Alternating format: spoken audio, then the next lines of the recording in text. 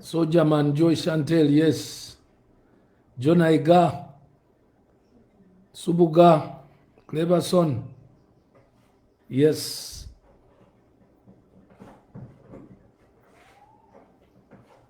Susie Jingo, yes, I love you guys.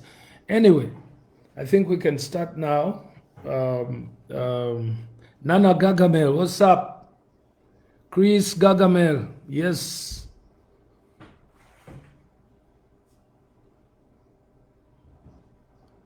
Mbagala nnyo mwenna bannange. Kansokere ddala okwebaza Katonda atuwadde obulamu okuba nti ffe abamu tukyali balamu. Let me first thank God for the fact that some of us are still alive, because some of our brothers and sisters are not here with us. And, you know, I'll be changing from English to Luganda, so that some people can be able to catch up with us. But of course, I believe that most people, of course, can hear, you know, English, because we have fans all over the world. So,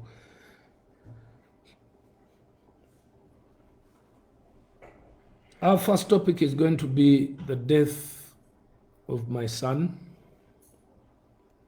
You may say, most of you choose to say, you refer to him as my nephew, which had brought some controversy because I call him my son. And I would have preferred that the next time you always pay attention to reasons why people do what they do or why they say what they say. 30 years ago, or let me say about 32 years ago, I had a sister, an elder sister of mine, who I lost. This beautiful sister of mine was my favorite sister. By that time, I was about 10 years old. Now, my sister had just given birth to this little baby, and this baby was about 1.5 months. So within that 1.5 months, my sister had asthma. So one of those times there was a roadblock. I used to stay in Kanyanya. So on the main road, that's where my grandmama's house was, where we used to live in. So there was a roadblock, and I think there was an issue of thieves or something happened there, and then there was tear gas sprayed in the night. So because my sister had an issue with asthma, that moment she developed an attack, which all of a sudden took her life.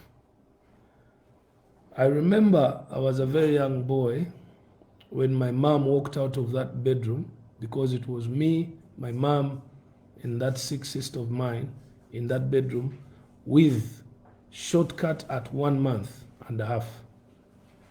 I remember my mother walking out of that bedroom crying. First, before that, it was about 2:30 in the morning when my sister started asking my mother for water because she was feeling so thirsty. My mother refused to give her water because she always knew that people in such conditions, if you give them water or a drink, they usually don't survive. But my sister insisted and insisted, and she was crying until when my mother decided to give her just some little milk.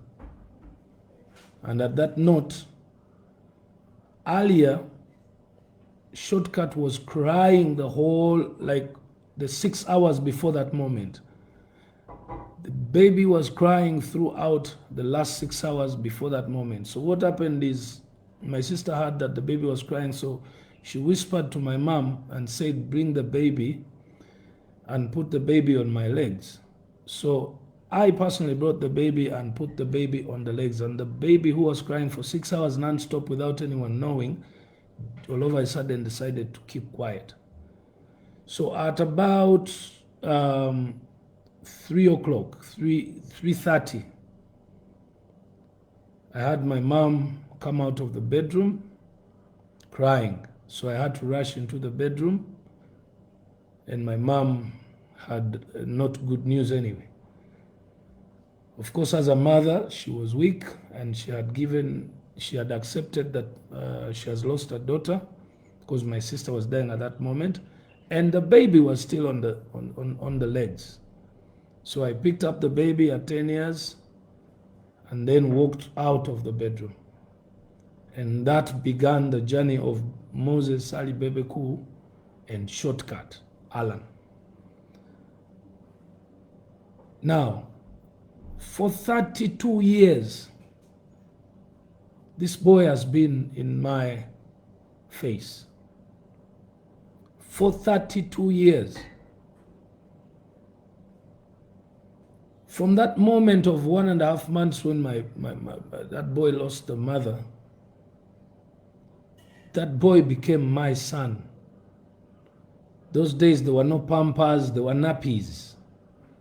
Nze namusibanga nappi nga nina emyaka 10. So omwana gwe nasooka okulera mu bulamu bwange is Shortcut.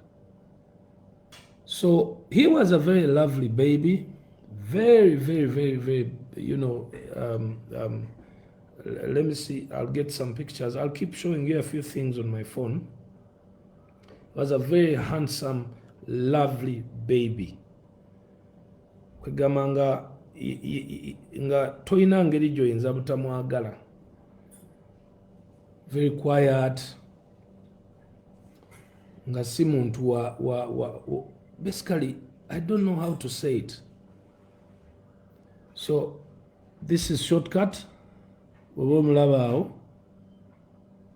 nga kito kiraba. And I'll show you a picture of my sister, and then you'll be surprised on how things happen.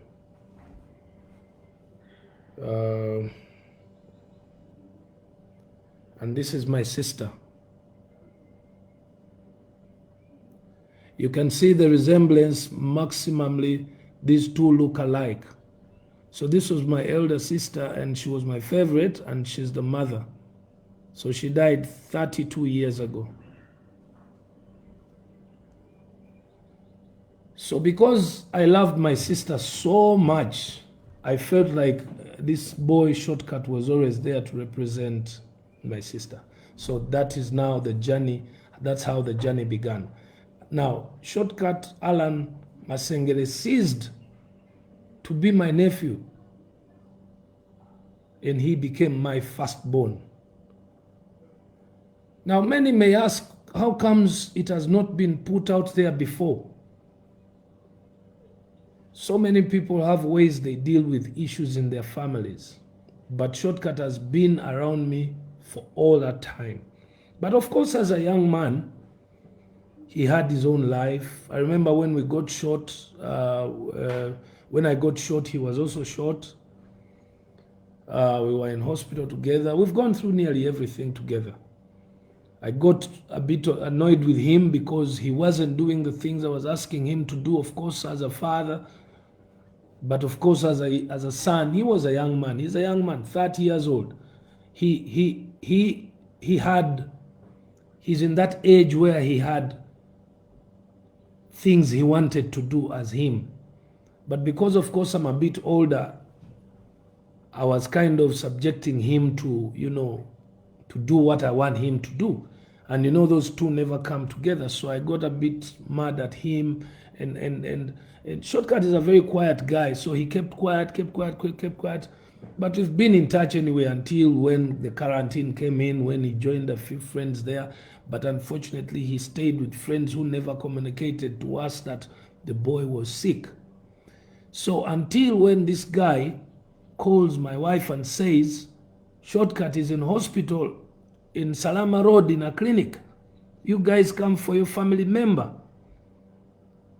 So I was so much in shock and so angry for the possibility of having had my son sick somewhere, and responsible Ugandans knew that they were living with a sick person, and they never at any one time communicated to me. Here is a point when they are communicating when they cannot do anything. And they are even stating that come for your family member, come for your relative. For me, I cannot handle him. But rumor says that a few friends were with Shortcut before, and they could see that this boy was sick. But even then, maybe those friends I cannot blame, because you see the issue was they did not know how much, or maybe they didn't know, but somehow I think they knew. But all I say is, at least when you have people who are sick, please let the families know, because it's more or less not your responsibility when those people worsen. It's the responsibility of the family. It's very bad when you approach the family when it's late. So we have been in, when we were called, we went to Nsambia Hospital. I sent him to Nsambia Hospital, and we have been on that journey of Nsambia Hospital for 1.5 months. This is a very difficult time where, of course, the country is facing a lot of COVID-19. So there was a lot happening. The doctors, I personally went into Nsambia Hospital. I approached the doctors. We started on the young man. We did all kinds of tests. We did scans, MRI. The hospital did its first test of COVID, and everything was moving well until when they diagnosed tuberculosis on the brain. It was a bit difficult to find out what was wrong with that boy until when the diagnosis was final and treatment was started. I actually felt so happy when they told me that it was tuberculosis, because then I know my way around tuberculosis, and that I had people who I would call to consult. And indeed, I called Dr. Stavia, who is the head of NTLP tuberculosis at the Ministry of Health. I called a few more people to confirm. I knew about tuberculosis in the lungs. I know there's tuberculosis of the bones, but I had not known about the possibility of TB for the brain. So these are some of the things that were happening in that 1.5 months. So he went through a very difficult time until when he couldn't breathe. Then we went into ICU in Nsambia Hospital. He stayed in ICU for 5 days, and then he came out very well out of ICU. We went back to the ward, and the doctors were doing everything they could do. I personally decided to have Shortcut in a general ward, not in a private room, because of several reasons. One, I felt like I should be close to where the many doctors and nurses were.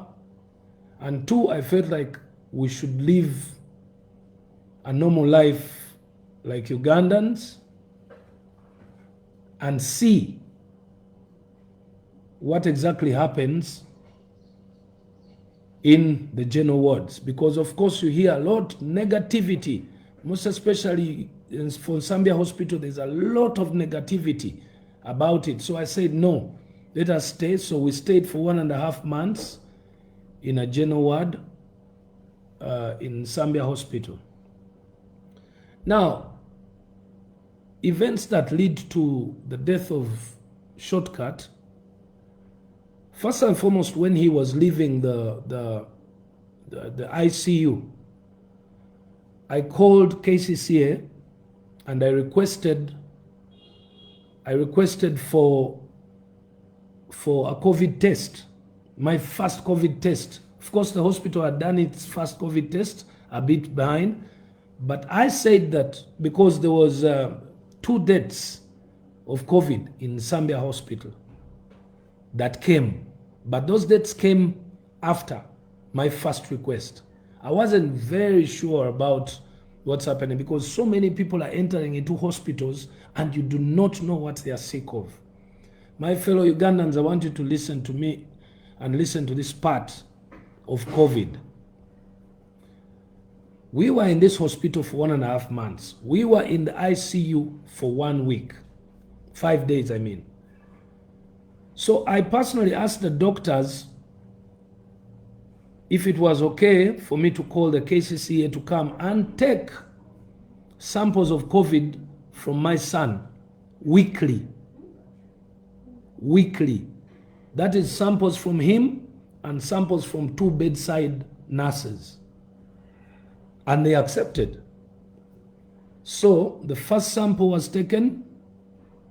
When the first sample was taken, it came back after 4 days. It was negative. So now those are 2 negatives. The first one was done by the doctors, which was negative. The second one also that BebeCool did, the first that belongs to me, that was the second test, negative. So that negative, that's when we left and we went back to the ward. So 4 days in the ward, I again called the KCCA to come back and take another COVID test.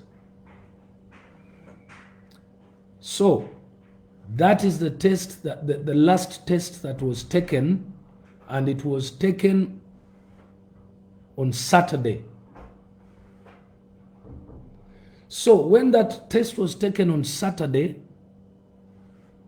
last week, not this Saturday because today is Monday, but the other Saturday,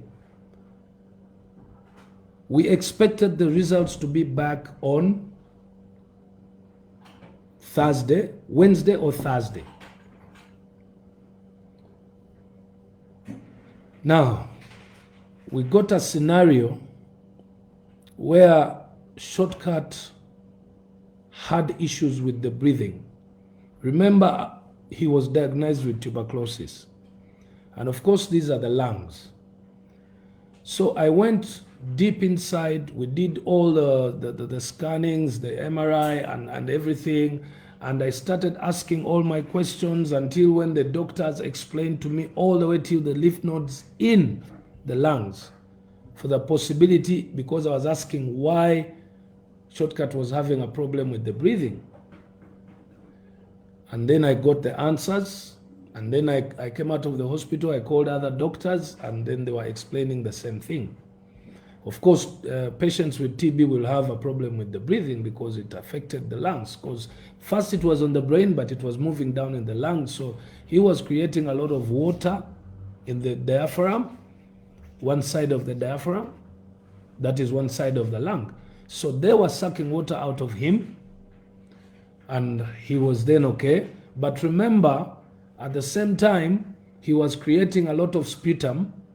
Now, this same sputum, they could nebulize, they used to nebulize him, then the nebulization gas breaks down the sputum, and then they bring a machine to suck out the sputum so that the lungs can breathe easily. Okay? So, all these processes, I was there, I was aware, and we were going through the whole thing in my clear brain, with my clear brain. Now, last Saturday when they took the test, on Sunday, actually that same Saturday the boy was very fine, and then all over the sudden on Sunday, he was even better. He started to, to bonga, and basically he was back. He was back. And then came in Monday, the day when I decided not to go there. Was Monday, because I was asking the nurses, the bedside nurse and the doctors, and they were telling me, no, it's fine. Every family member went there, and I remember, I'm going to show you a short video here of Shortcut on Sunday. This is, as I remember, they sent it to me and I sent it to my mom.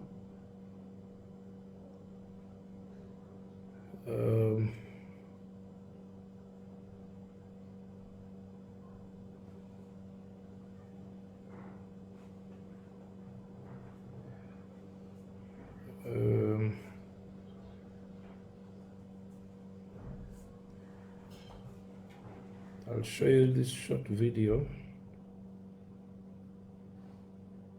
so that you can see that this guy had actually moved positively.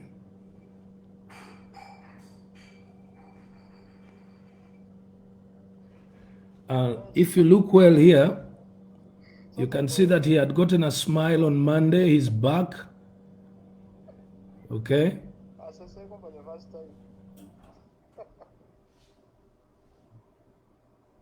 Okay, that's actually one.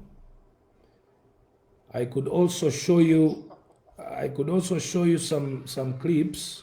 I'm going to show you another clip that shows you how bad Shortcut was before that. So this is one of the other clips.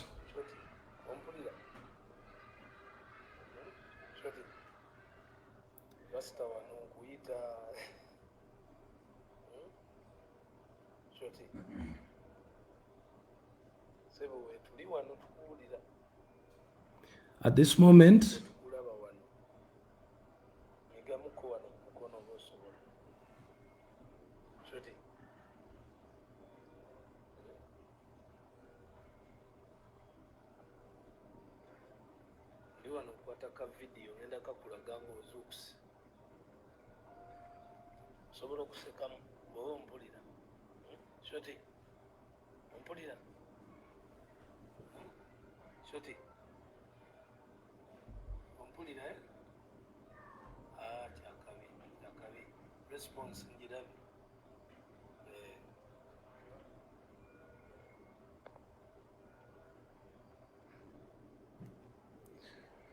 so you can imagine from that to the other one where he's smiling.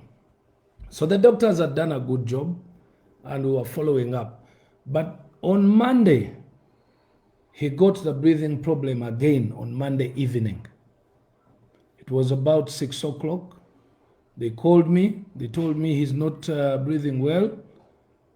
So I asked the doctors, is it okay? I come in and what can we do? The doctor said, no, we are going to go through the same thing.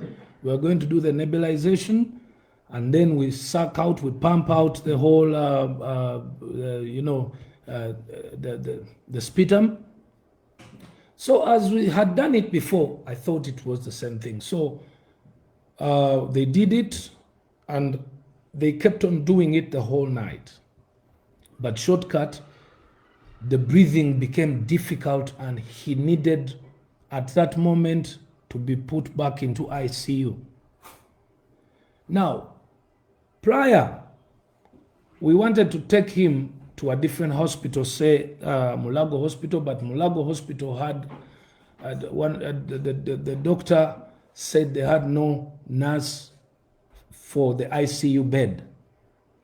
We went to different hospitals, but they could not admit. Nakasero Hospital was full, and then Novich gave some silly lame excuses that I would agree because it's your private hospital, it's okay. But I think this is where also government is going to look into certain things quickly. Here I was told at Novich that they are servicing their machines in the ICU. But of course they were worried about the COVID issue, and that's why they did not take in the patient. So we were stuck in Zambia Hospital, and at the same time, Zambia Hospital, the ICU was closed at that moment because it had 2 patients who had died of COVID.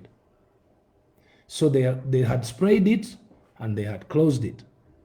And of course, in suspense, you would expect that definitely the doctors and the nurses who are working in the ICU also are under quarantine. So that means the Zambia Hospital ICU was out, which is understandable. So when this was happening to Shortcut on Monday evening, we had no option of ICU until Tuesday morning. Is it Tuesday morning? Yes, Tuesday morning. Tuesday morning, when we went to the hospital at about 5 in the morning, because he wasn't fine. He was tired. Actually, it was Tuesday morning. We went to the hospital, and that's when we, luckily enough, called different other hospitals, and I had the certificate that he was COVID-free. The other one that I told you about, that certificate was about 6 days old. So I believe it was valid. So my sister called Victoria Hospital, and Victoria Hospital asked if we had that certificate. And once we sent the certificate, they agreed to take in the patient because they had an ICU bed. So we started to prepare, and we left by 7:30 on Wednesday morning. We left in Zambia Hospital and we headed to Bukoto. Now, he was breathing and he was on oxygen in the ambulance. We left in Zambia, we came through traffic jam, we followed Ginger Road. The quickest route was through Lugogo bypass. Now, I was driving behind the ambulance. But remember, Lugogo bypass has humps that are invisible. This is where the KCCA is going to come in.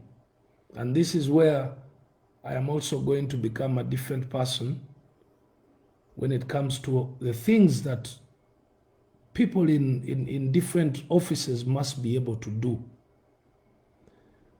When this ambulance, remember, when you have a patient, you're fighting, you're trying so much, you're telling the doctors to hurry, you're asking the ambulance man to drive quickly so you can make it, or your patient can make it to hospital. And guess what happened? The ambulance hit the hump, and whatever was inside is imaginable to everyone who's watching this. At that moment, it was my sister, one nurse, my policeman, and the driver on the patient, and I was in the other car. But I could see that the ambulance flew. That there's a hump between, there's a bar, what's the name of the hideout? Immediately after hideout, as you're heading towards Kila Road, that is from Rugogo. There's a hump, but it's not visible. And there's also two, I think they're about two, but you can't see them. So remember, the ambulance guy is rushing for your sake. So when they hit the hump, the ambulance stopped, and everything had jumped off the boy. So the nurse tried to put back everything. We spent there about 40 seconds to 1 minute and a half. And then we drove again quickly. Lucky enough, from there was no pothole or hump.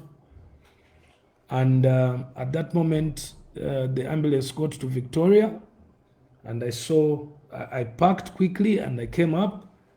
That's when I could see that my sister's face was not smiley. And I believe that marked the beginning of all the trouble that we have gone through. Now, the doctors in Victoria Hospital did a very good job. They tried in every way. There were more than 10 doctors on this boy in less than 2 minutes. In less than 2 minutes, there were more than 10 doctors. Let me show you something. You need to be strong if you have to see this.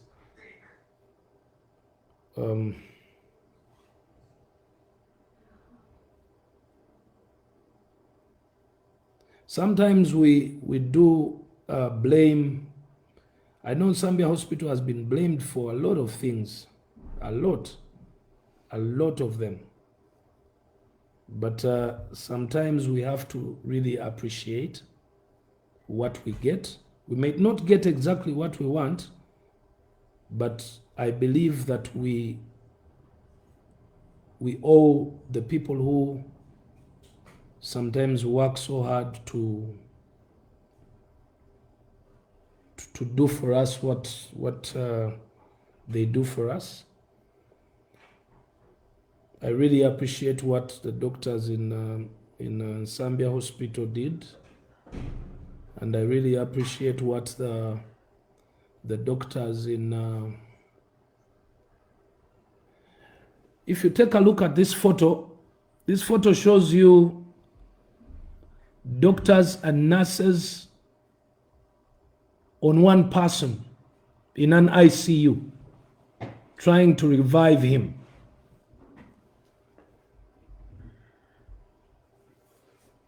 If you take a look, you can see that, okay, I won't keep that for so long. So our medical personnel are very willing to deliver good services. Yes, there are those who are not. Nga bo byebakola bali mu nsi ndala nnyo, naye in Uganda we have doctors and nurses who are willing nga ate bakozi nnyo. Where is the gap? The gap is at that moment going to depend, because now, after my boy died, we had no single idea that, of course, he was positive of COVID. Of course, we had the receipt or the certificate. So how do you blame someone that you didn't tell me that my boy had COVID? I can't blame the hospital because the certificate was given to me. Now, I called in for a second test. Remember, that is Wednesday morning. The test was taken on Saturday. We are waiting for the results on Wednesday evening or Thursday. So that's when we did whatever we did. But because of the COVID situation, I decided we are not going to have a vigil in Kampala. Since he died in the morning, that evening, we headed to the village and we spent the night in Masaka. Of course, with a few friends. And you know the rules and regulations now, the SOPs when it comes to burial, a few people, lucky enough we were. So at about on Thursday, at about midday, that's when I get a call from KCCA telling me that my boy had contracted COVID. So, of course, it was up to me in person to now let all the mourners know and to talk to them well, to make sure that all of them, we don't have a panicky situation. And indeed, I had 2 certificates of the boy when he was negative. And neither was I going to argue that the boy had contracted COVID, because already I knew right now in Kampala, the COVID has surged. It is a very bad situation that we are in Uganda. I have seen so many people argue. I have seen so many people say that it doesn't exist. I have seen so many people, you know, it hurts. It hurts to see that our politicians educated people in Uganda are politicizing COVID. The situation that we have been hearing about in Italy, in the USA, could be knocking on the door. As I speak right now, my fans and friends, all the hospitals that were gazetted for COVID, all the beds are full as we speak now on this live. And the ministry is right now looking for ways. I believe by tomorrow, Nambole will be open, but Nambole won't take more than 2 weeks. It will be full. I can guarantee you that COVID is in existence. It is there. It is here. It is in the communities now. And it is because Ugandans, we refused to listen, to follow the SOPs. Someone may ask, how did the sick boy get the COVID yet he was COVID-free? The nurses are the same that we keep calling. If a nurse has not checked on your patient, you feel bad. I made 1 million phone calls because I wanted attention from doctors and nurses. You're happy when a doctor comes to check on your patient, but it's the same doctor who's checking on all the patients. It's nearly the same nurses who keep checking on the patients the same whole week. So how am I going to blame a nurse for transmitting COVID to my patient? So the situation today as we speak, ladies and gentlemen, the reason why I decided to talk about Alan's death, my son's death, is not because I'm the only one who has lost a son, or he's not the first person who has died, or the last, but maybe because God gave me the gift of being famous and popular, of having a following, that maybe if I speak about this, maybe it will do an effect for my fellow Ugandans to wake up again and listen and agree and believe that COVID is real. And it is here. And it is in plenty as we speak. COVID yayingidde e Uganda mungi mwali mu bantu abasukka n'emitwalo 15 babiri mwali mu bannayuganda. Amalwaliro gajjudde we twogerera. Nambole bagenda muggulawo naye I believe ne Nambole agenda kujjula in less than 2 weeks. Kakati okusaba kwange kumwe ababadde bagamba nti lwaki bakubidde essimu ng'omwana amaze kufa. Why did they call you after his death to tell you that he had COVID? They are politicizing. I even actually saw a video of a lady who lost a mom who had a heart problem and other issues. For that family, they are saying that their mother died of the heart problems. Yes, she had those problems, but the death was activated by COVID.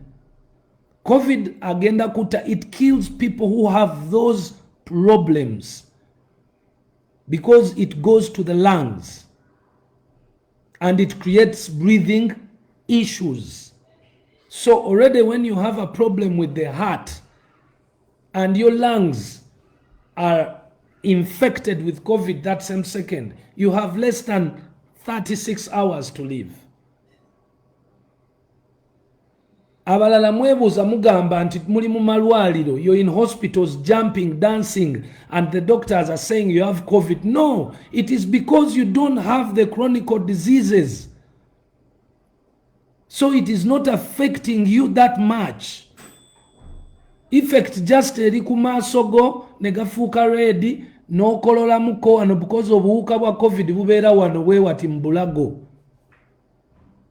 We busooka okwebaka mu bulago bw'onywa ennyo amazzi agookya obusinga bukkirira mu lubuto ne bufa acidi. Naye bw'otanywa amazzi gookya wano mu bulago bwe buvaawo buyingira mu mawuggwe mu lungs kuba buba bumaze okuwera.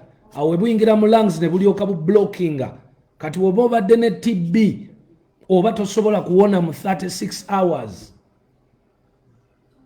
So ffe twali tukimaki nga tuva ensambya okudduka ku Victoria Hospital, twali tugenda kufuna ventilator because singa twatuka ku ventilator shortcut yali badde mulamu ne bwe yali badde alina COVID.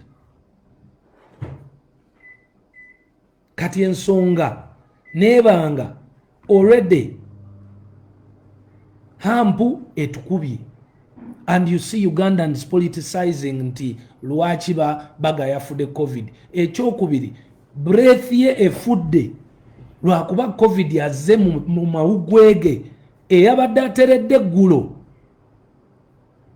Okitegeera, eyabadde ateredde eggulo kubanga eddagala ya TB yali alimazeeko the first 2 weeks. Usually when you do the first 2 weeks of medication eya TB, there are things that happen.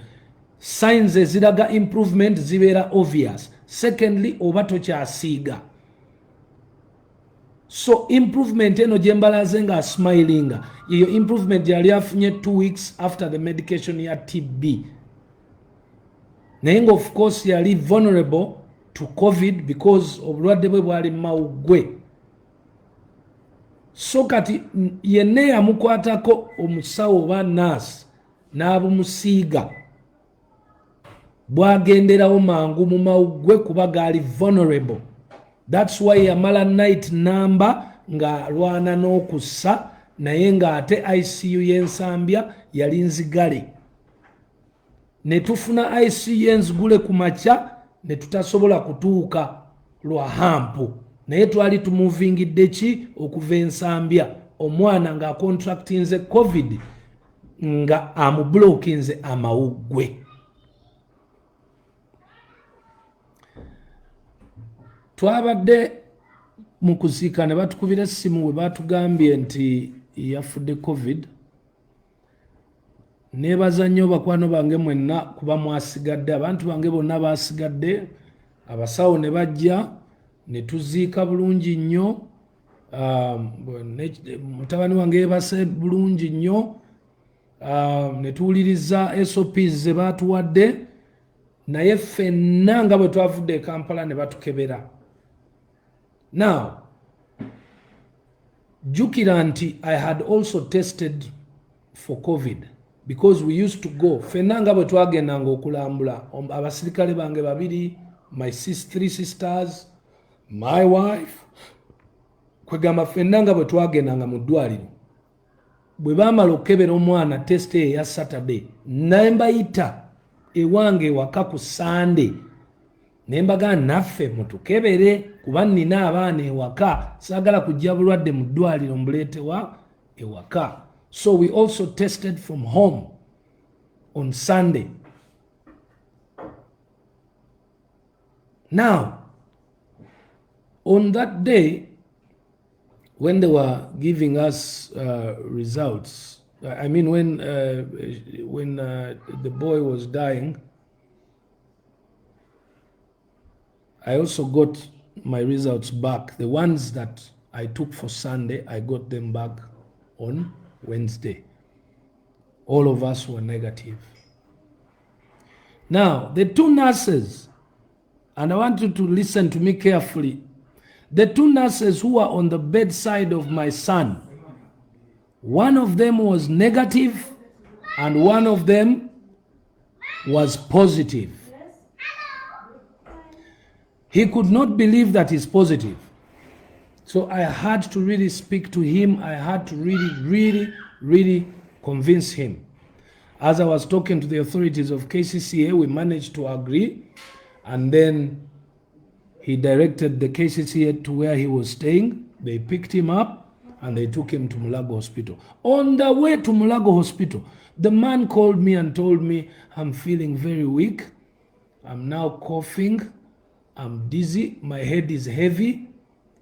And my nose, I can't smell anything. I told him, thank you for agreeing to be picked. Because he did not believe. Because he's the one who was with my son for 1.5 months, night and day. So him to be convinced that that my son died of COVID, unless if he had gotten COVID. Now, the day they picked him that same afternoon is when he started all the major signs of COVID.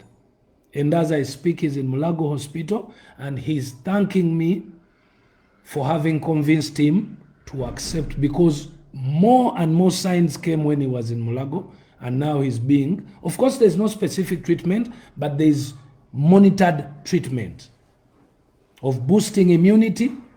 And the main reason why they take you, the main reason why positive people have been taken in Uganda to hospitals or to isolations is to minimize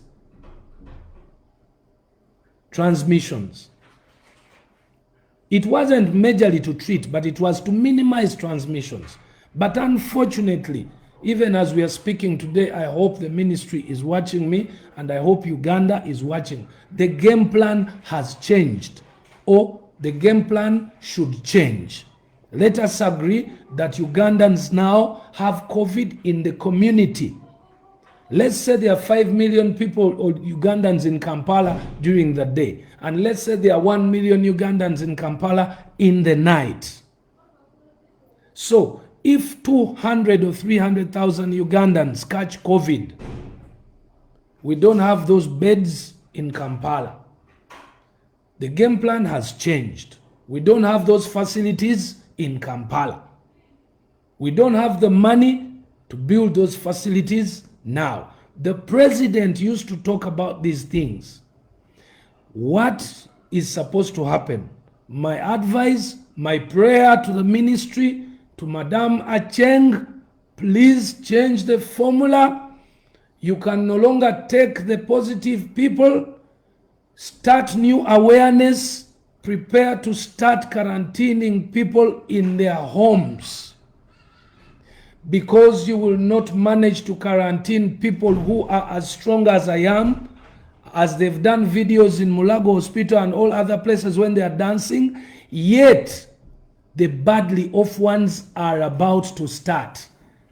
The ones who are not breathing, like my brother, he would have gotten a bed in Nakasero Hospital, but Nakasero was full. So if Mulago gets full of people who are dancing and playing music, yes, they have COVID, but that type of people should be quarantined from their homes, so that now the hospitals are cleared for the ones who move to step 2 of the sickness, because it is not it might not be so long from now that Ugandans are going to start dropping one by many numbers.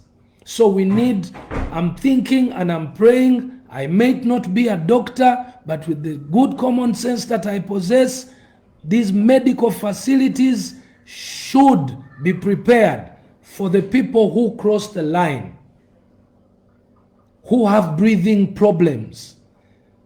Otherwise, the transmissions are now permanent. They are moving. Ugandans have refused to follow the SOPs. Now you have nothing to do. You just have to now save those who cross the line. And now let the awareness go back to where it started. Now, what awareness? Boosting immunity. It is time to tell Ugandans how to boost their immunity and reconfirm to them that when you boost your immunity, you will not get sick of COVID. Or if you have COVID, within 10 days, it will be clear of your body if you boost your immunity. And boosting immunity is a few things that we are lucky as Ugandans. Most of those things are surrounding us.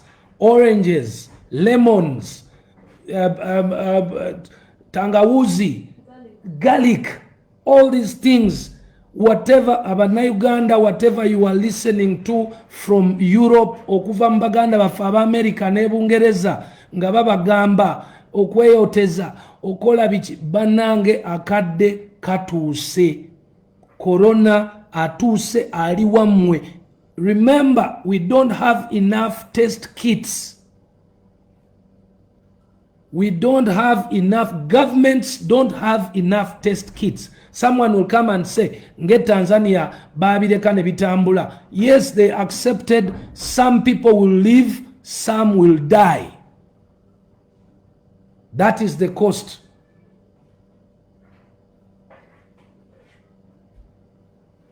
I was talking to Isaac Ruchi. I want to thank Isaac Ruchi. Webale kuvayo Isaac Ruchi nokola ka video, because now it is up to us who are facing it okuddamu okuzaamu abantu belief after politicians making people think that COVID is politics. Now it has come, and who is going to die? Omuntu wa bulijjo, omuntu wa wansi gwobadde ozanyirako nti Museveni ali mu politics wa COVID. They are even doctors, they are responsible people. Ekisinga okuluma abantu abategeevu abasomyeko kwe kuyimirira mu mikwano gyammwe ne mutandika ga nti ebyo ebintu bya politics kulya akasente. Yes, waliwo ababbye sente za COVID, naye omukulembeze kyagamba nti COVID mutuufu gyali, banaye gyali. Muleke kubuzaabuza abantu ba wansi, bantu ba bulijjo. Kati obulwadde buyingidde ge mazima. Era kati buli muntu alwala mulekerawo okwekweka. Tuveeyo. Isaac Ruchi webale. Thank you for coming out. Thank you omusirikale yani alwadde enagulu. Afande Hassan Kasinje. Thank you so much. Webale okuvaayo. Because now the trend is people are keeping quiet. Nino omuntu omuyeka gwe ngenda okwogerako naye nkusaba naawe oveeyo. Mukwano gwange okola ku NBS oli mulago, naye nga munnamawulire yenna alina amazima nti kati naawe ali owakana, kati ng'otuula ku TV nga nkulaba obuuza ebibuuzo mbu lwaki omukulembeze kino, lwaki kino, olw'okuba munyumirwa abantu abawakanya gavumenti. Kati ku ssaawa eno oli mulago. Oli mulago okola ku NBS mukwano gwange gwe. Njagala oveeyo obulire abantu nti oli mulago bakututeyo 2 days ago. You're my best friend. Tubeera twogera ku simu. Let us save Ugandans by reassuring them the danger of COVID. Ensi yaffe njavu. Ensi yaffe tesobola ku maintaininga bintu ebyo okujjako nga twogedde amazima ate ne tu awareness ne tugirinyisa.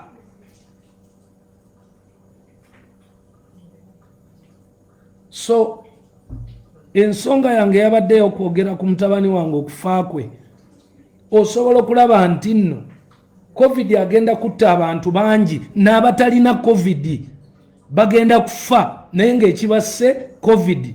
Kubanga bw'oba olina ekizibu ekyokussa ng'olina asthma, teri ddwaliro ligenda kukwatako okujjako ng'ogenze mu ddwaliro erina COVID. Naye okutuuka mu ddwaliro erina COVID ogenda kubanga olwedde ebitanda byaggwawo. Omuntu yenna agenda okufuna obuzibu mu breathing tagenda kuwona.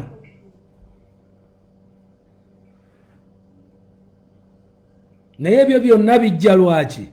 Bijja lwakuba Abannayuganda ba politicians bateeka ekintu mu Bannayuganda nti no muzeeyi abazanyirako politics. Muzeeyi alina emyaka egisuka mu nsanvu. Talina nsonga lwaki yali badde azanyisa abantu ate be yasevinga mu myaka 35 emabega, ate abaleete, ate abasanjoge olw'obulwadde. N'ayogera buli kiro, n'abyogera ebintu feke nnyini Abannayuganda olw'okubanga tulina bye tweyagaliza. Ayayayayaya, bannange mwakoze bubi. Mwakoze bubi nnyo okuteeka ekintu ekyo mu bantu, kubanga abantu okubakkirizisa buto nti COVID waddala. Ffenna tugenda kuba tulina okweyambula buli lunaku tutambule nga tugamba abantu. So ensonga ezikwatagana ne COVID zezo. COVID is there, it is real. All you famous people, please come out. Mwogere eri abantu, bwe mwekweka abantu tebajja kukkiriza. Nammwe ba politicians b'NRM abakuŋŋaanya abantu mwe musinze okuleeta obuzibu.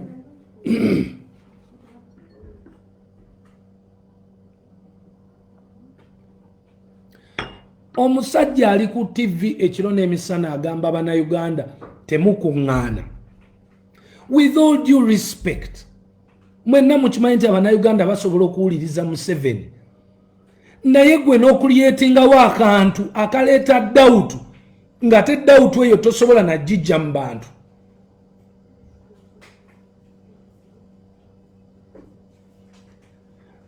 NRM politicians ne mukuŋŋaanya abantu nga mukimanyi nti nno kigenda creating ku ssaawa eyo ne bw'oba tosiize bantu tebeesize, naye kigenda creating doubt mbwa nga twakuŋŋaanye, kitegeeza si bituufu. Kwogatta aba politicians abali ku opposition nabo nga bagamba nga bakuŋŋaana ebya scientific election tubijjewo, kwogatta aba bagamba nti Museveni alimba balya ssente. It all comes from empulunguse eziri mu NRM ezimu eziganye okutegeera nti Abannayuganda bali willing okuwuliriza, naye naawe following amateeka.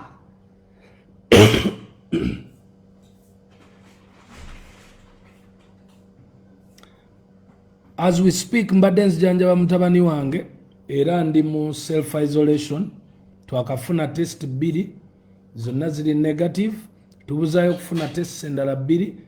Self isolation n'emikwano gyange gyonna abasinga bali mu self isolation, and that is what should happen bw'oba ng'obaddeko mu exposure.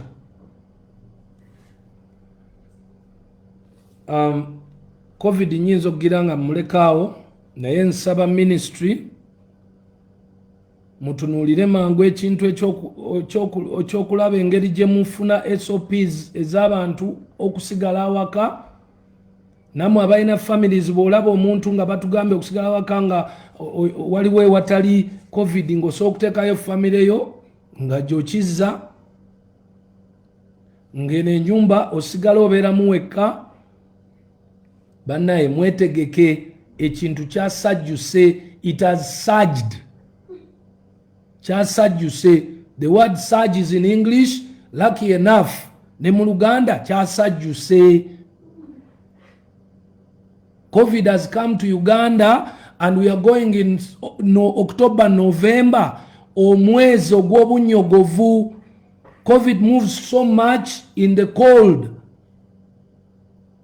So that month of November is not going to be good. Era kati ne bwe mulaba enkuba etandise okutonnyatonya ebyekisiru.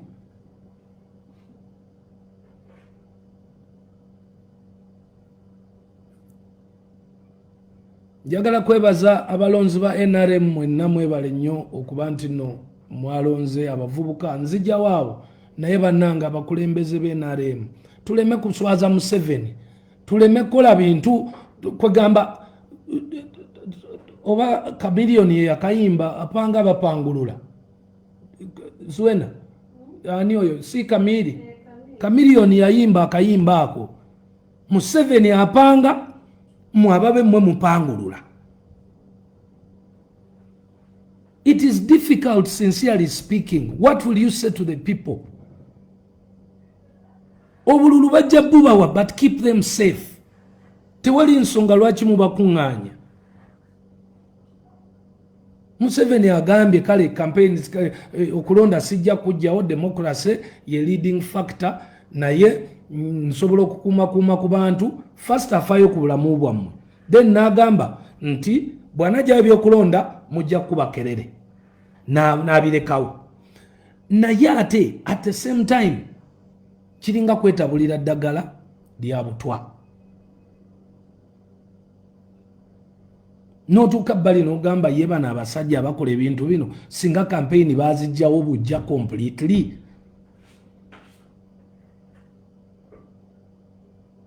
So COVID gyali banaye Bannayuganda baganda bange mbegayiridde nafiiriddwayo omwana ensonga ya COVID.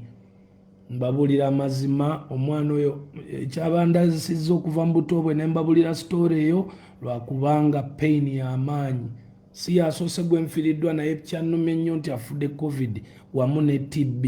Nsaasira abantu abalina abalwadde ab'emitima, abalina zi pressure, abalina endwadde zonna ezikwasaganya n'ekifuba kyo, abantu abalina low immunity, alina sickle cells, abalina ki. Kati obulwadde buli mu bantu bammwe abakola mu zi supermarket, Ntinda, Bukoto, Kamokya, Bugoloobi, biki. Omuyindi yafudde eggulo ebugoloobi mu flats.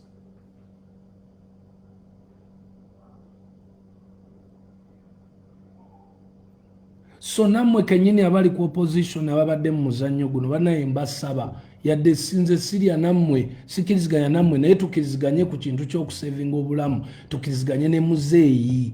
Ekintu yali akikutte bulungi okuva mu ntandikwa. He is being frustrated by two types of people. The people who are giving confidence to Ugandans nti COVID italiyo, and the thieves in NRM. Ababbi kwenga sene bana abakuŋŋaanya abantu. It is frustrating. Omusajja apanga mupangulula. Nze nwaniride NRM nenjiwawo omubiri emyaka gyonna. Naye teri kintu kirumanga kubanga ozimba bazimbulula. Be bali mu office be bafuna emisaala. Nze sisasula musaala, sikola ki, I've lost funds, naye kirungi nti aba NRM be basinga obungi. Era laka gye nnina yeeyo. Naye ng'ate ne bafaani bange abankyawo olw'okuba nti nsupportinga NRM, nabo bafaani abo kinnuma muli nti oluusi kinnuma kuba baali badde bonna weebali. Naye nakikola lwa bulungi olw'okuba omusajja byakola bituufu.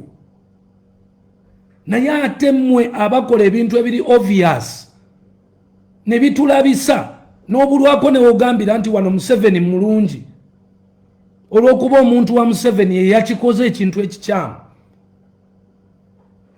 Some of us are so intellectual. We are educated. Nze nasoma PCM na Vema College Senior 5 nengende koleseswa kuba nagana kusala nviiri. Sava yero kuba nali dance nga be mutegedde abo. PCM is physics, chemistry, mathematics. Natule ebibuuzo byange era mmwe nzijja ku side eyo ebintu bye mwabadde mulegesa. Ngenda kulumba side 2.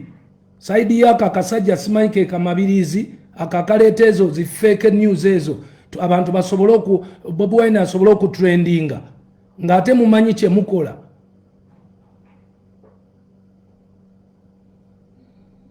Senior 6 najituulira Kololo SS mu 1998, and if Bobi Wine is younger than me nga bwe mubadde mwogera bulijjo, then tasobola kuba nti yatuula 98 nange mu mwaka gwe gumu.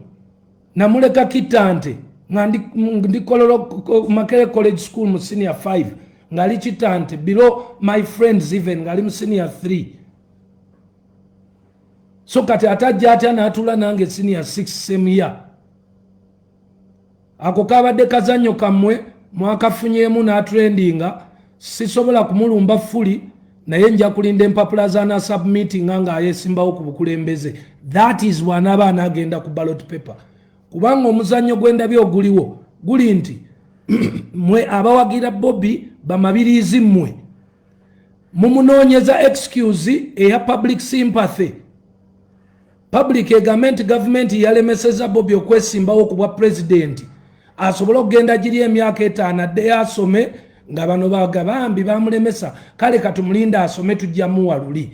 Akakazanyo twakategedde kubanga mukimanyi nti omulundi guno Museveni ekintu yakikuba akikute bulungi. Everyone is satisfied with the man. Ate ekyokubiri temuyina sente zigenda kwetolola mu scientific. Ekyokusatu temuyina best Mugisa muntu yabagamba ngokola structures. Temuyina structure. So kati ebintu mubirabo obudde buyise. Munoonya we bagambira nti government yeya panze era ne bagamba teyasoma ne bamudisqualify. Akakazannyo nakalabye dda nonsense. Why didn't you wait until when he presents his papers? Nolaba bipapula ki byataddeko. That's why abasirikiridde naye kirungi be batono be basiru so le batuganya okuvuma nsaba kisonyiwo. So Mabirizi gembera mwegendereze no NRM tugisupportinze naye twagala okusupportinga tumaye yesu enzo kwato gisupportinga naye muleke tuzunza kuzunza bwongo bw'abantu abatalina bwongo buwera kulaba mission ngezo.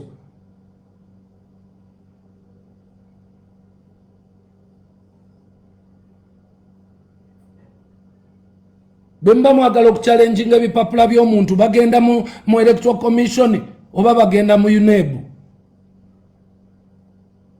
Bobi Wine yasoma senior 4 bwaba yagituula yafuna certificate ya senior 4 gye yakozesa okugenda okufuna okusoma diploma Makerere kuba kyali kikirizibwa by then nti omuntu osobola okukozesa senior 4 certificate n'ogenda n'osoma diploma Makerere. Lwaki mubuzabuza abantu munonya obubozibozi? Era namwe abawagizi be NRM ba bloggers aba NRM mulekerawo okumala gabuukira buli kintu ekivaayo.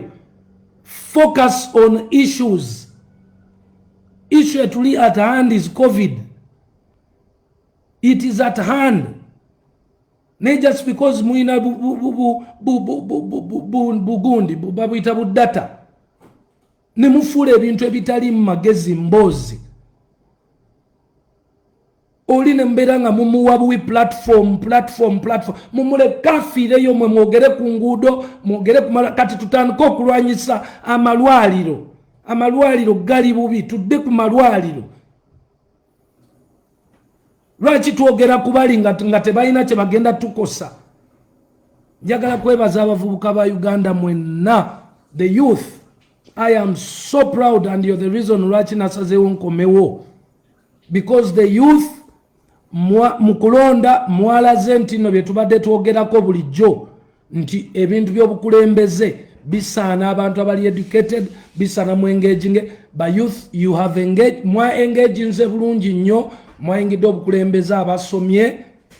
Ekyokubiri mwebale kwewandiisa ate mwebale kulonda. It is unbelievable nti no Uganda omuntu abadde asobola okubeera e Bulaaya nakkirizisa abantu abali e Bulaaya nti no Uganda yonna teyagala Museveni oba teyagala NRM. Naye ku ssaawa eno abavubuka 79% bakulaze nti no they have been listening to the message we have been selling to them for the last 10 years. NRM, but it is a mother party. Oluvanyuma lwa Muzeyi Museveni ne banne ffe tulina okujjawo abavubuka.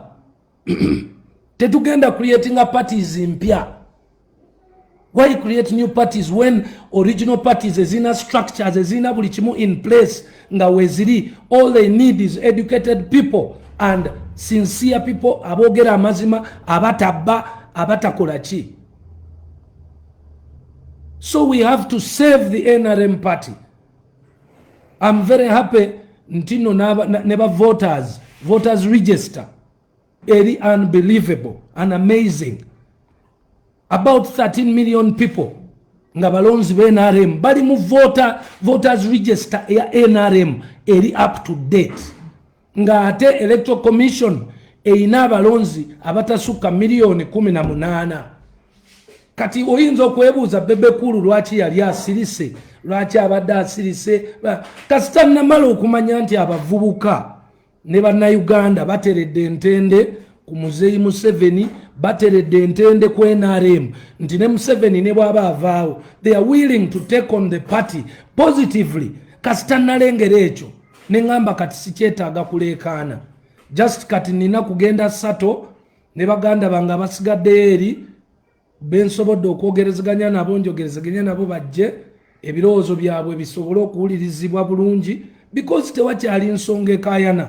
Sincerely speaking, voters register ina abantu milioni 13 ngate general election gundi Electro Commission ina abalonzi milioni 18. Ongamba otya nti no bajja kunsinga? Kati lwaki mmala obudde mu kulerengana? So abantu abogerera NRM mulekeraawo kuba propaganda, mulekeraawo kulerengana. Reason and focus on issues.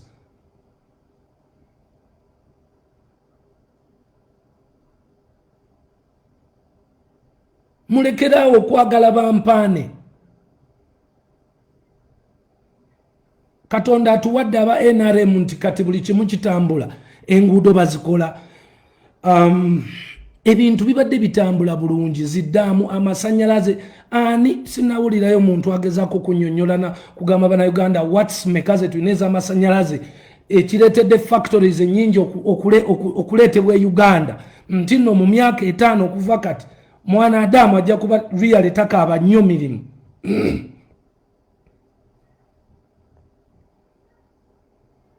Engoye ezaali ziseerebwa kati ez'abakazi nze bukyanga mbeerawo sirabangako. I have never seen adverts like the adverts I have seen during the lockdown period.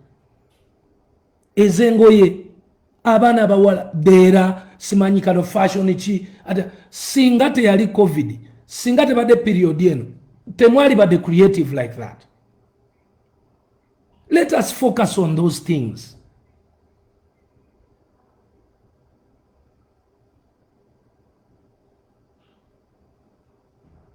Bobi Wine mumuleke. Bobi Wine tachayi musajja watu yaggwawo mumuleke. Leave him alone. He's also doing what he's practicing, the same democracy that was brought by Museveni. Abana Uganda be balonda multi-party system. Bwaba tayagala NRM mumuleke. Kati watu nsobola baga mulekerwa nsonga kati tuli sure.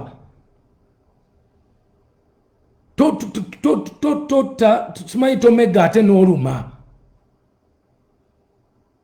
Bobi Wine is the good example of the democracy that Uganda will have.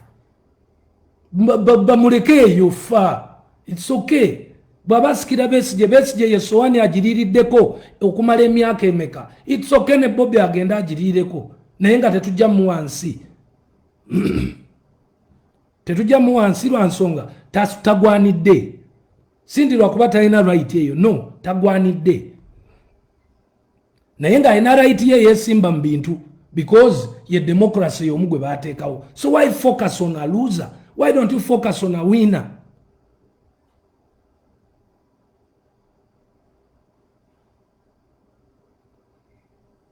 Mzee Museveni bonaabo nengera banaaba bakusobodde okukikugamba.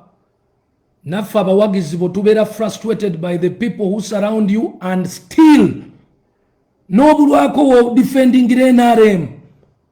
The people who surround you and do obvious mistakes publicly.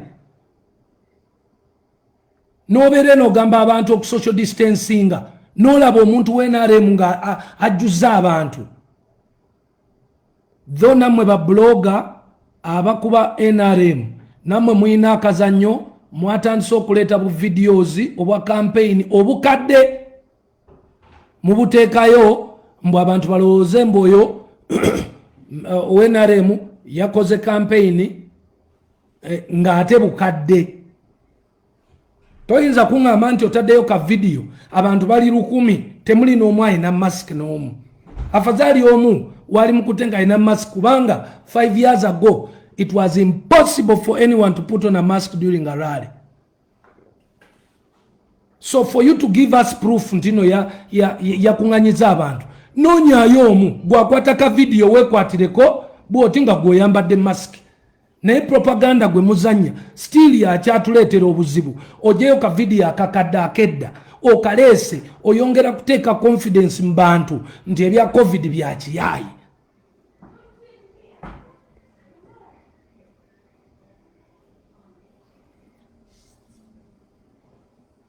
Ensonga zange nzibawadde ez'okuba nti mbadde na pullingamu out. Yes, in brief, I pulled out because there's no need to continue boxing a person who has already gone on the floor. I rather spend that energy to recreate, to regain my energy. Era mbadde mu plans nyingi. Waliwo abamu ababuuza nti bakugoba mu NRM, bakugoba ku State House. emyaka 42 nali nsuzeko mu State House. That's where you're mistaken. Nebe bana babangobe mu NRM abawagizi bange aba people power. Ngenda na baita abawagizi bange aba people power oba noob oba opposition. I am not the kind of man you think I am.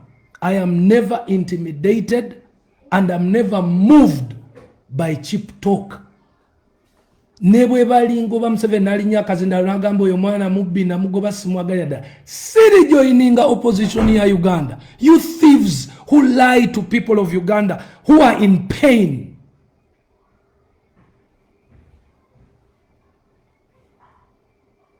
Noli okuba tunulira bonna bali mu kwesettinga babaddewo nabo babadde mu zitaamu baludde mu parliament bali mu kwesettinga kudda mu parliament nabo bali mu taamu yakuna bafa ku musaala omusaala Abannayuganda abalaba mwe mutunule mu constituencies zammwe mutandika okuwandika ebintu bye babakoledde. So mwababadde babuuza ku posti yange gye nataddeyo what you wanted me to talk about, waliwo abagambye tubuulire ku kya Museveni oba yagoba kanti kumalire bwenti nti ne bwalingo basiriba joininga nja kusigala mu NRM naye nga ye gwe siraba mpaka lwali mpita because silwakuba ye no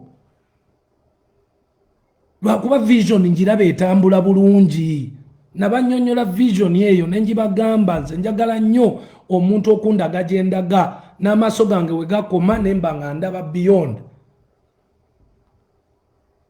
kubanga naturally nakiraba nti nno si byangu. Governing a country is not easy. Okugoverning omuna Uganda si kyangu. Enensi gyevudde 40 years ago badde mu ntalo n'olyoka olaba emmesezi gigerageranya ne Tanzania ne Kenya. Balwana civil wars mmeka in the last 100 years.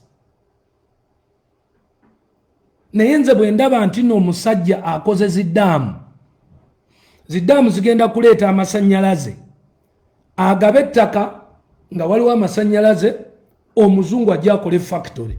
Omuzungu bw'akola factory omunayuganda atunde ebintu ku kkubo ebintu bibe chipa mu Uganda ate tukole ne exporting. Kati kwekyo bw'oyongerako amafuta nga gateredde economy teyinza butatereera about 60 to 70% better than it is today. But for the economy okutereera bwetyo era kyetaagawo obudde.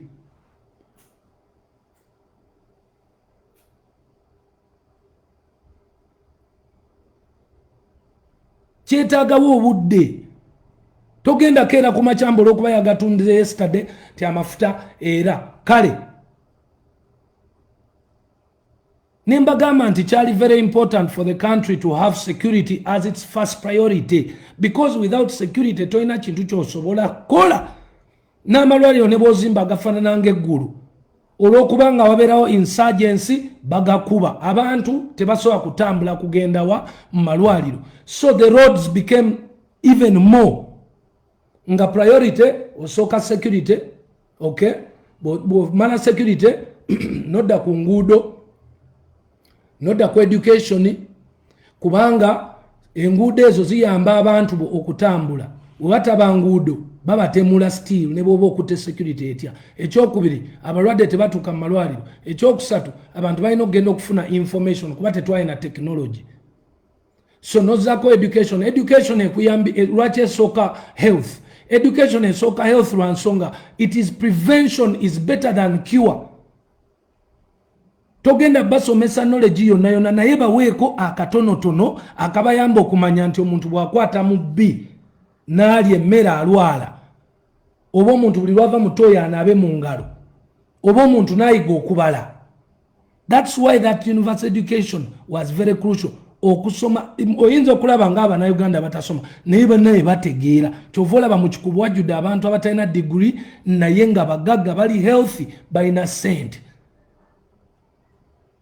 So kyova olaba nga education yalina okujja before the health system.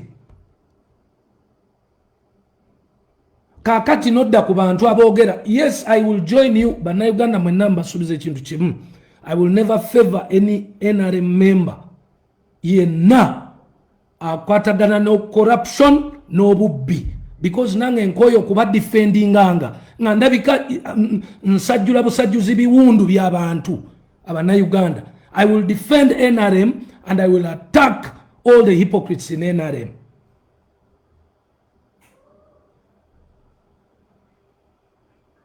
Kusaawa eno yes muzeyi kati osobola okutunuulira ku economy nti erina okufuuka unfortunately aba akyabirwanyisa covid najja. Covid akubye buli economy ya buli nsi. Kyokka nga kyetubadde tulina okuzzaako ye health system. Abagenze mulago munjulira, abagenze malwaliro agali different munjulira nti no health system ebadde etandise mpola.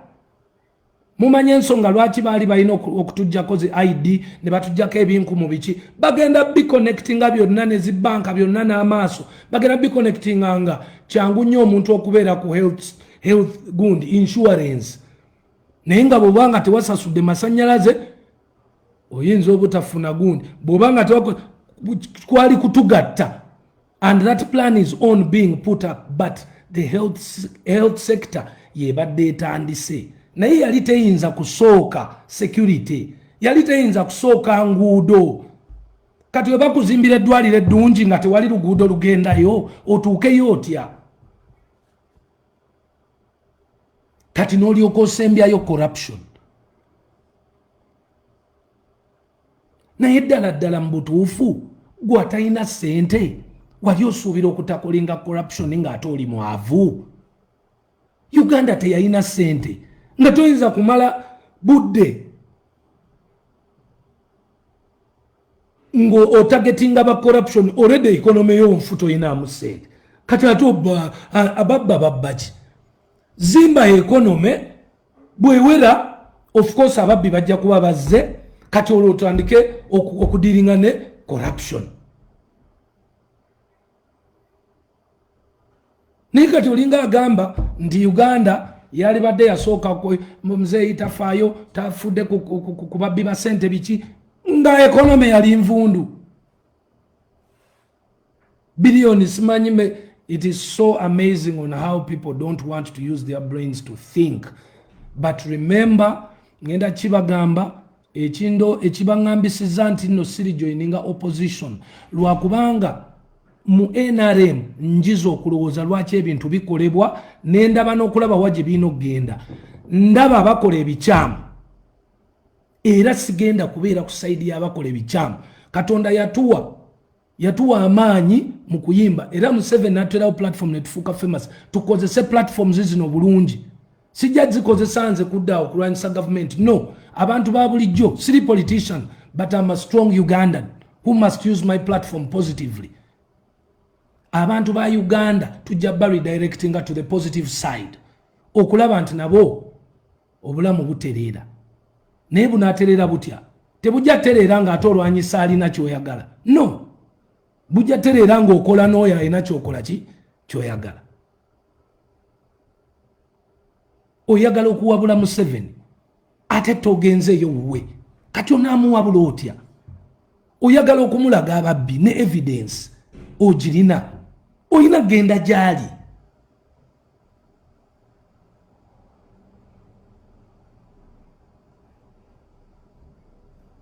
So n'olwekyo awo mbadde nziramu mmwe ababadde beesaaliisa mbu Museveni yangoba ekyo kiri fine ne bwangoba but you will never have me ekyo kirina was kiruma okusinga. So now finally ngenda kwogerako ku music which is my most important. Now again the reason lwaki nali nsirise lwakuba nti obudde bwali butuuse.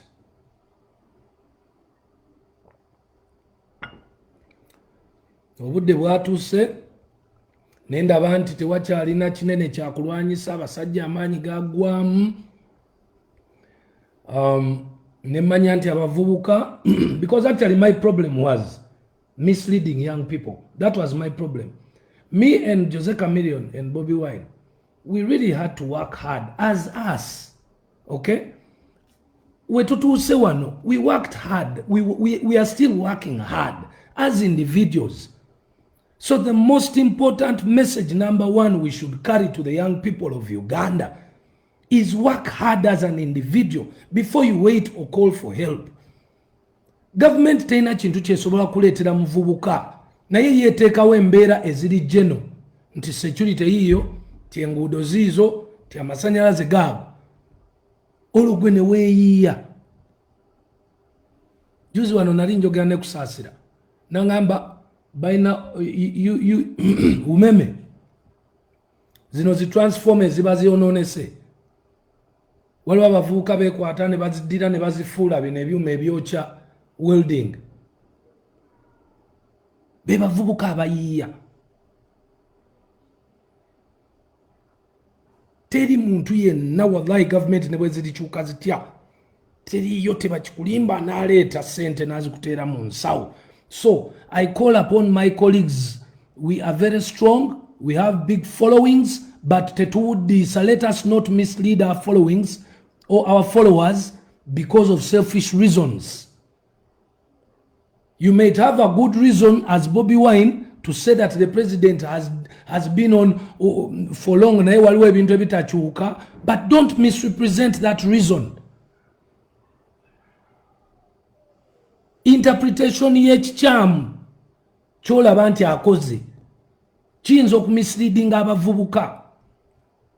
Let us teach these young people nti nno bannange buli muvubuka yenna bw'avaayo asooka kutoba n'otoba kubanga naffe tukyatoba.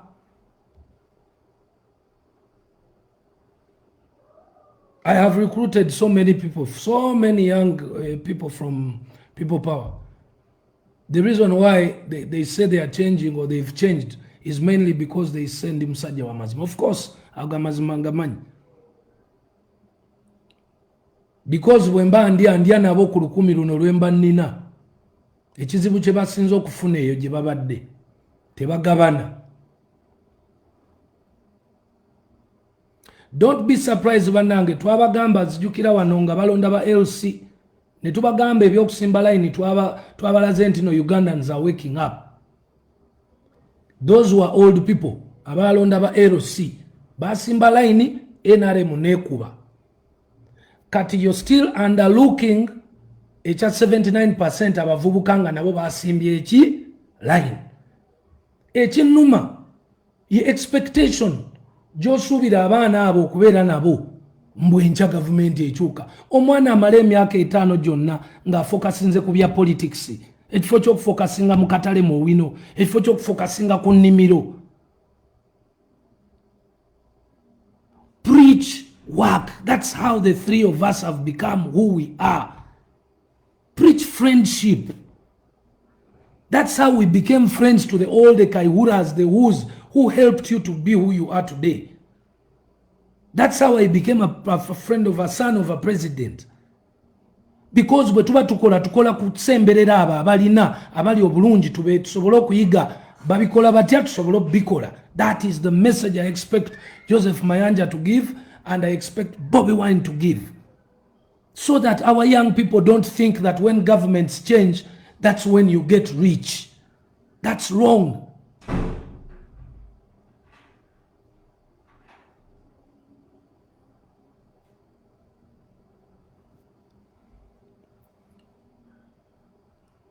When Badem pulling out, when I pulled out, I resorted to music. And I've done some very nice music.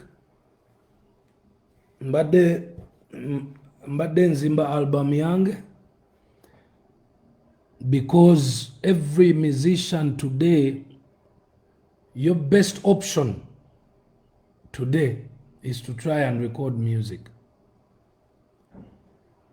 Because the world is going to change permanently. Oyinza okwebuuza n'okusirika n'ensirikira ki n'ensirika because nalina okutuula back on the ground and recalculate how I'm going to be able to exist with family and dependents, showbiz, signing musicians, record company nalina akagitandika. How are we going to live in this new normal? Because it is the reason why they call it a new normal is because it is a permanent change of the world. It will never be the same again.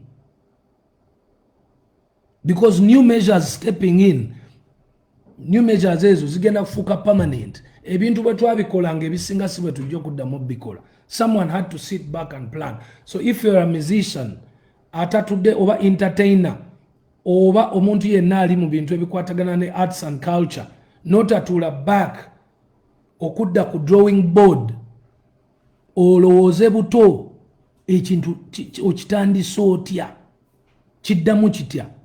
That's a big mistake. So that's the major reason lwaki era nalina okusittinga back. Kati egyo emirimu gyange ebiri nga gina ate ekyokusatu nti mu kutuula back ne recording album yange ejja kufuluma most likely ngezaako okulaba period eno eya October, November, December eyinza okuba embi COVID wise. So I've planned for the album okufuluma after presidential elections. Nga tulina ne ku hope eya release, nga tulina ne ku hope eya vaccine. Because vaccine okolebwa yetaga a minimum of 1 year and 8 months. So tukyagenda. I can guarantee you tukyagenda. Mu abayimbi, abategesi, ababadde mu press conference mukwano gwange Abitex yankubidde yesterday nangamba tugenda kutuula. Namugamba okutuula mutule naye omuntu gwe mu addressing ensonga bifu. You can't now be demanding to open events mubaziwe SOPs nga olaba n'amasomero ne kanisa. First priority kanisa sinzi gule gwate ogamba bakuwe SOPs ez'ebivulu. Panange, let us try to act normal. Let us try to act as mature people. Tuberenga abantu abakulu abalowooza. Muli ku TV mbusimanyi ffe abayimbi naffe batulowoozeeko. Babalowoozeeko batyanga ne kanisa, omuzikiti, masikiti tennaba kugulwawo, tebannabagiwa SOPs. So baganda bange bali mu entertainment industry mbegayiridde tubadde nga tukola nnyo, tuli basanyufu, Katonda yatukwatako, naye era ebyembi bibaawo. Kusaawa eno tuli mu kizikiza tukirize, naye tudevising engeri tetusobola okuadvisinga government bwesobola otukwatirako mu buzibu bwaffe okusinga okwefuula abasirusiru as if we don't see what is happening. Mbu batukolere SOPs, guidelines batugulirewo kudiru ki? Saagala nze nagaana okukolagana n'obubondo okuba muli bangi nga mutambuza ensonga ensiru. You'd rather be few but with the right reasoning than being many with the wrong reasoning.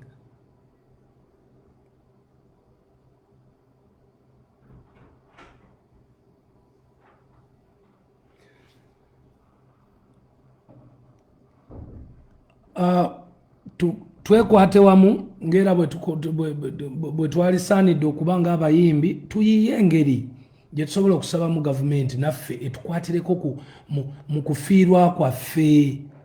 That is a better direction nga tubaako antyakolebwa dda because nawulira ne minisita akyogerako. Bwe mba mulina ebibuuzo byonna mugende mu ministry eya culture. Madamu Peace Mutuuzo ndowooza yakyali responsible. Oba ne waliyo ne PS ne mukyala Honorable Nachiwala. They can give you these answers. Fraternity ya music, fraternity ya entertainment, tuleme kulabikanga bajegajega abali awo abagenda omuwawa. Abamu babuziza lwaki saayogera ku mateeka.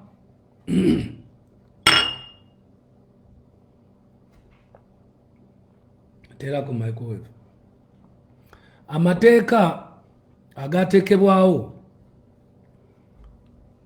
nagogerako naye sajja public because game plan yange yali yakusigala out of public naye nga nze omu kubaali mu meetings ezaali very important ezatuusa ebintu ebyo webituuse ngera nali nkola natulako ne Basilva Kyagulanyi Babujingo Kaye baye Kaye Kaweesa baloya netutula netudevising our way forward era way forward egenze bulungi nnyo only that not all the time timba njagala okubeera mu front no there's a period when I really did not want to be in the front. So ekyo kirungi baga standinga but I'm not sure because tebanatuwa written document nti amateeka baga standinga okugayimiriza. It needed a written document, not a minister's word on TV, because omuyimbi bw'anaakola ensobi ngakyayinza okulya bwewabanga document teri physical nti no okay twayimiriza amateeka otherwise abali in charge ekyo kintu ne meeting na kyemphasizingako nembasaba please get a written document that shows and share those copies with musicians so that they can share those copies with their lawyers to know where they stand. Get a document that is official that says that the ministry in charge oba omuntu yatekawo amateeka yagayimiriza, otherwise muli ku firimu era muli kubiri ebyekito ebyebbugumu.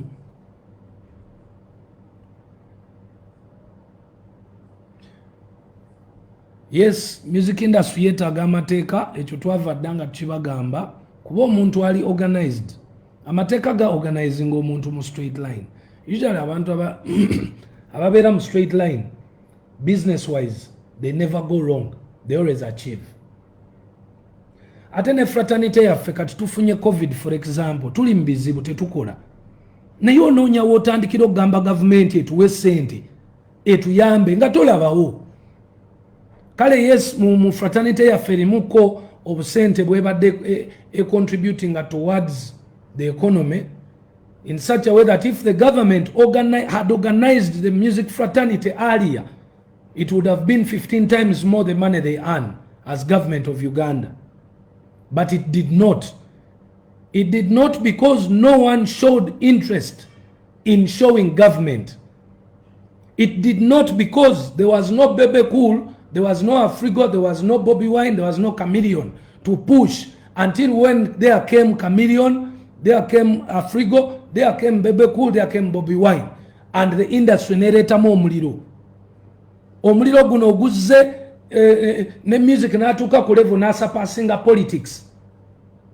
Then government neryoka eraba so eno fraternity tusobola ogijjamu ssente tugiorganizing erabika erimu ku bantu.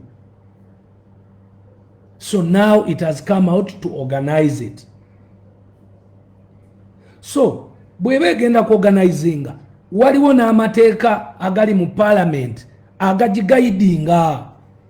Nawulira abayimbi bawoza fe tebatwebuuzaako tebatuyita bannange. Waliwo etteeka erikiriza minisita okutuuza akakiiko okulonda akakiiko ke n'akatuuza ne kakola amateeka.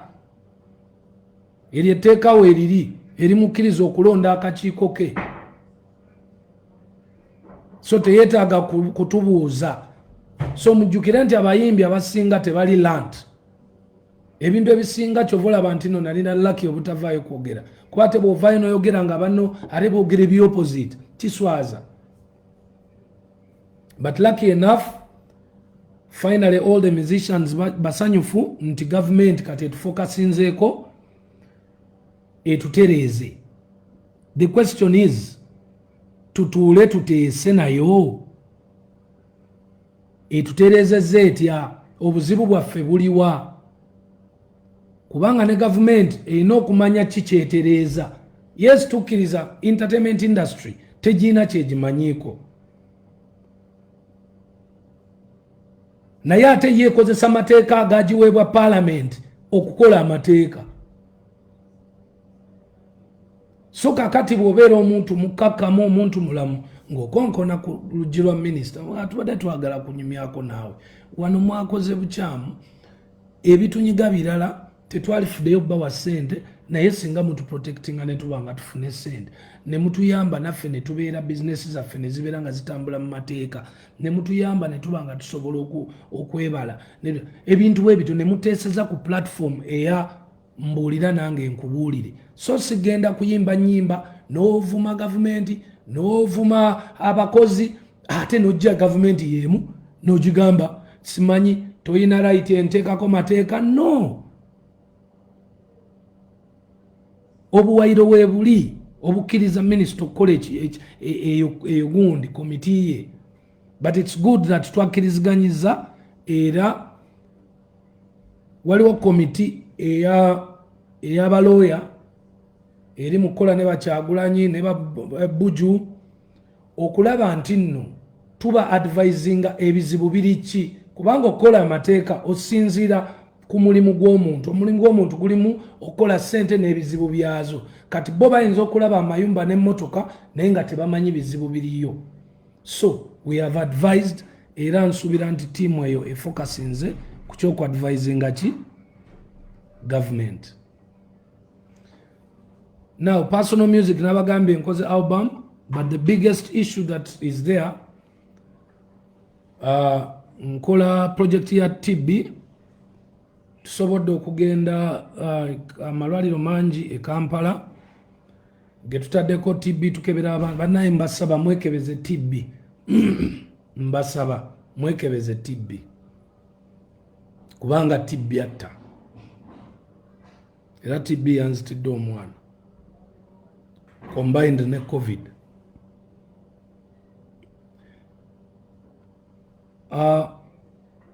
Twagenze ne Jinja nayo ne tugulawo mu malwaliro gonna Jinja Main Hospital ne tugulawo they're about 5 Nalufenya Budondo Bulindo Bugembe yonna ne tugulawo desk ezo buli andaba ng'olina omuntu wo ng'ayagala okukebera TB ogenda ku desk eyo ne bwe bakuwabuya ennamba n'otukubira ffe ne tukulagirira waawo ogenda okebeza TB kwa bwereere n'obujjanjabi bwa bwereere. It is free testing for TB and it is free treatment for tuberculosis. Mukikole ng'obudde bukyali byebimu ku bintu nze nga BebeCool bye nsobola okwenyumirizaamu nti nkoledde Abannayuganda. Yes, natwala abaana waliwo benyamba ab'emitima naye kino kya nsi yonna. Kati project yange eya TB erina abayimbi be yasalawo okusupportinga era Gagamel mujjukira we nabasaba okuweereza. I asked you to do some voices and send them to me. Yes, it's about time. So far I have 4 new talents. Tulina abayimbi ba mirundi ena bengenda okutandika okusigninga in the next 14 days. So tugenda kusigninga abayimbi abaana bange balungi nnyo. Of course, number 1 priority there is Edith K. Nina omukyalo omulala mupya bamuyita Jamal. Ninayo abalongo bava Congo. Ninayo ba individuals abalala. Ninayo 2 more girls and 2 more boys. The record company yali enatera okutandika naye COVID najja. We have all been affected in one way or another. Okay? So that very soon nja kubeera ne press conference where I'm going to unveil these artists. I'll be unveiling 2 pairs, 1 pair. That's 2 artists. And of course, we've already done recordings with these, the first couple. They are both female. We have already shot videos for them. We are continuing with the music, but we are careful because The process is now a bit tricky. So, fairly speaking, musically, that's how we're standing. I will also officially return for media to be able to do interviews. I know all my media personalities have called me for a long time to ask me to do clips, Bebe no interview, annually. I'm returning to the media from the 10th of September. From the 10th of September, and then we will be able now to see the real BebeCool, the real G, the real nigger in the house, you know. Grandpapa. So, in one way or another, I want to thank you because I'm about to close in the next 2 minutes. I want to close by thanking all Ugandans who have been watching, all people who have been commenting. Yes, I can see some insults here from a few friends, but it's okay. It is the same freedom that you were given, freedom to insult, though the president refused insulting. Let us focus on COVID. Let us go back. I beg of you, Ministry of Health, let us quickly go back to the point of awareness. We need to tell people what to eat, the things that are going to help them boost their immunity. We need to get onto that immediately to save Ugandans and to fight COVID. Mwenaba bloggers abali ebweru Rita Kagwa kakensa really kuchintu cha COVID, you've done a good thing. Don't stop. Nadala Rita Kagwa, you have always insisted, you have always posted banange to wakane. Let us disagree politically, but for COVID, let us agree and let us do the awareness together. It is too late. It is in the country. It is time to tell people what to do so that their bodies can fight the disease, so that less people go to the hospitals, because the hospitals are few.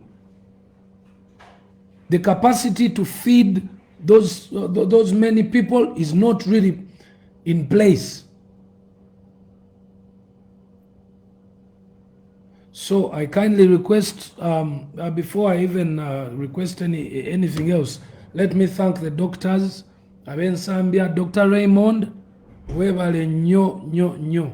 I called you every hour in the night. Dr. Grace, our ICU, thank you so much. I know we lost the battle, but at least you showed me. The management of Zambia Hospital, I beg of you to look into why the reputation is negative. Because Ugandans are not talking well about the hospital. Please look into it. I may thank the doctors there, but I also have to tell you the truth. Dr. Raymond, again, I want to thank you. I also want to thank the doctors at Victoria Hospital. Thank you so much.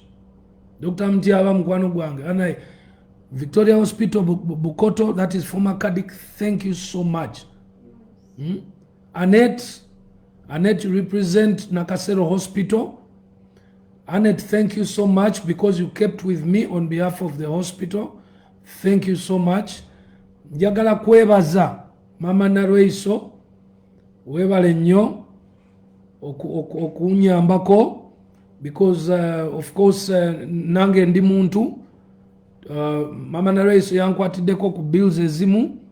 Thank you so much, of course, on behalf of the president. I want to thank you so much. But I'm praying to the government of Uganda, era muzeeyi nkusaba. Ministry mbasaba, target yonna edde ku health sector. Ambulance zetaaga oxygen. Twetaaga sinti buli muntu alina okuleeta ambulance bannange. Ambulance zetaaga okuba nga ziri packed in such a way nti omuntu ne bw'ebeefunye accident ate omulwadde tafa. kubanga hampu hiyo yasumuludde okufa kw'omwana wange. Yes, we are now focusing on the health system and we are going to be behind you, Madam Acheng. I am 100% behind you because so far so good. Naye mbegairidde tufokasinge tulabe engeri Mzee Museveni esente tuzizze mu malwaliro ne system.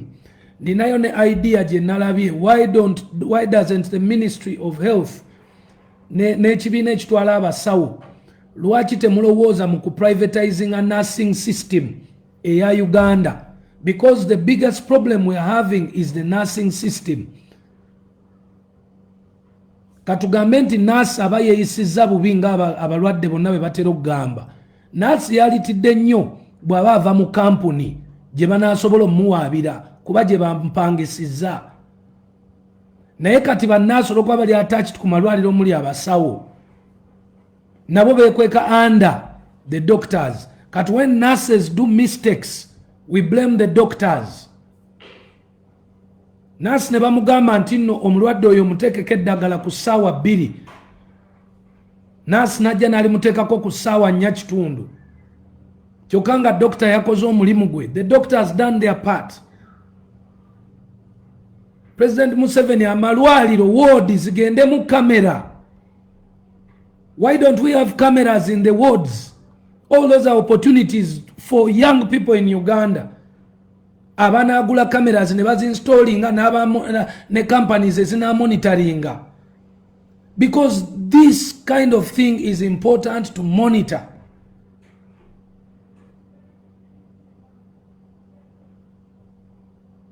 To privatizing nursing nga nurses bonna waliwo companies ezisobola applyinga mu ministry ne baziwa license buli asoma obwa nurse registeringa in either of those mwana ne tusobola okufollowinga. Are they doing their work?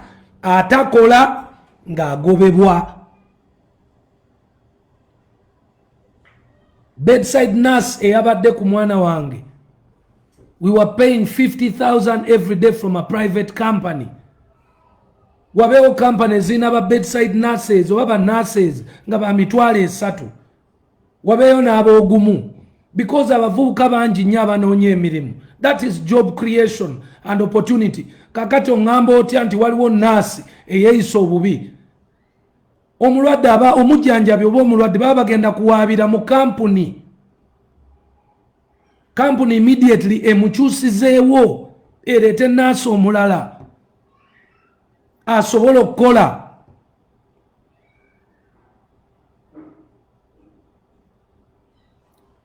Amalwaliro jjukira tegalina many doctors, but they have many nurses. But there are so many that would want to get those jobs of nursing, who are willing to work, who are willing to be on the front line. Kusaawe n'abasinga batya COVID, batya n'amalwaliro. Naye ate ku kkubo waliyo bannansi abali ready to be on the front line for COVID. So if it was private as a company, ojja kwesanga nga abo bannansi bagenze okukola ng'abantu tebafunye buzibu. It's just an idea. I don't know how things work, but I'm thinking cameras in the wards is very important. Okulengera touch here between doctors and nurses, and it is monitored by security over company together with the hospital.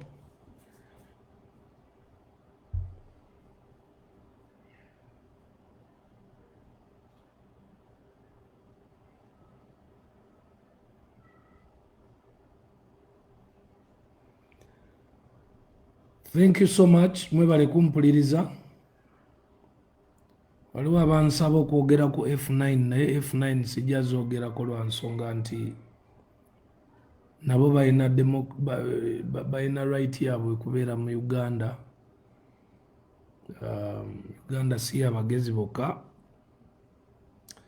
Naye nja bebaza mwenna. Thank you for watching, and I hope my message is not taken for the negative.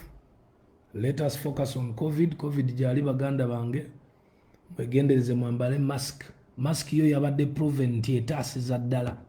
Mask mujambale musanitizinge munaabe engalo. Sirowooza nti no president akyasobola okuggalawo eggwanga lyonna again. No, I don't think so. Yes, Kampala bayinza okuggalayo ebintu ebimu okusobola okukendeezaako nga bwolaba ezo zi malls, okay? Ezo zi arcade, because SOPs be bafairinzo zikozesa. Public transport SOPs zabalemye okukozesa. Kati ayinza okutoninga mukko oba probably ne bajjawo public transport nekenderamu naye ng'okuggala eggwanga tekikyali kintu possibility, because now all countries are learning how to live with COVID. So must we. So within living with COVID, we will get sick, but now we need to give people information on how their bodies can fight COVID. And we need to do it as early as now. Thank you mbagala nnyo. Temwerabira Gagamel studio is open. Tulina ne cameras ezo nabayimbi mwenna nabagamba dda cameras ezo weziri za sente butono nnyo musobola okushootinga.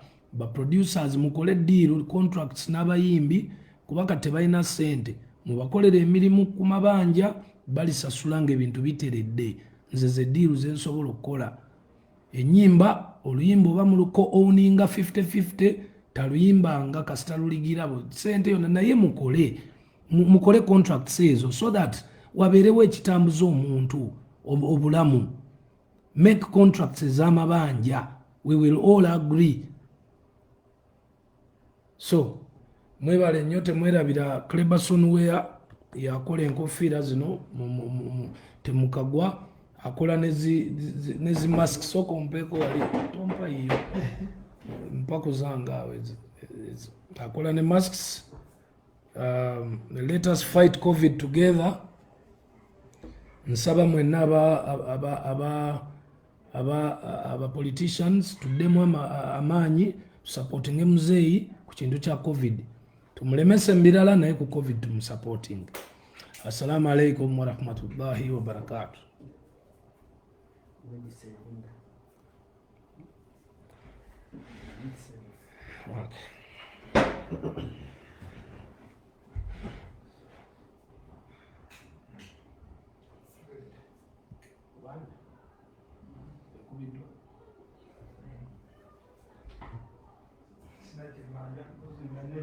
Stopping.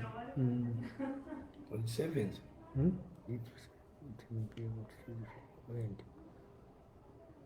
If you end this video, you will be able To choose if to you want to say. let me say end, yeah?